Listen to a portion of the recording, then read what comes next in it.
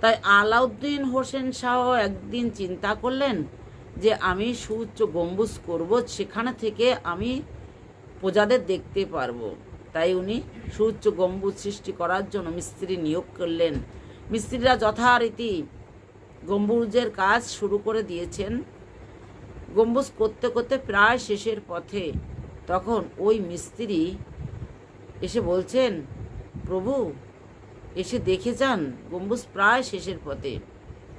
আর হোসেন শাহ গেছেন, যে দেখছেন যে গম্বুজটা খুব সুন্দর হয়েছে। তখন বলছেন, গম্বুজটা তো খুব সুন্দর হয়েছে, আমি যেমন যেমন বলেছিলাম তুমি তেমন তেমনই করেছো, খুব খুশি হয়েছি। তখন ওই কর্মচারীটা, ওই মিস্ত্রিটা বলছে, প্রভু আমি এর থেকেও সুন্দর করতে পারি। বলে কি, এর থেকেও সুন্দর করতে পারো? তাহলে করো নাই কেন? করো নাই কেন? তাহলে তোমার শাস্তি হবে। কে কোথায় আছিস? একে ওই গম্বুজের উপর উঠিয়ে ফেলে দে। এবার ওই মিস্ত্রিকে নিয়ে সেই গম্বুজের উপর উঠিয়ে নিয়ে ফেলে দিলেন।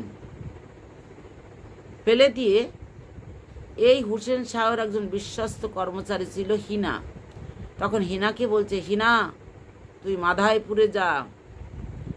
কিন্তু হিনার এই যে ফেলে দিয়েছে মিস্ত্রিকে দেখে হিনার মনের ভিতর ভয় এসে গেছে। হিনার সঙ্গে সঙ্গে মাধাইপুরে রওনা দিয়েছেন। এবার মাধাইপুরে পাশে হচ্ছে রামকেলি গ্রাম।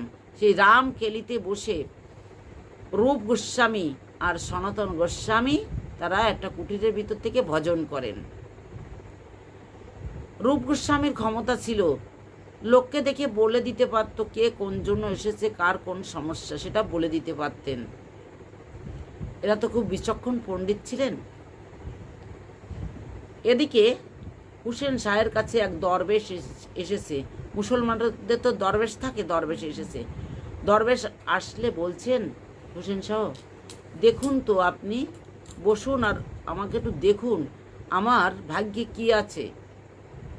আমি আর কতদিন এই বাংলার রাজত্ব করতে পারবো, কতদিন আমি এই রাজা থাকব।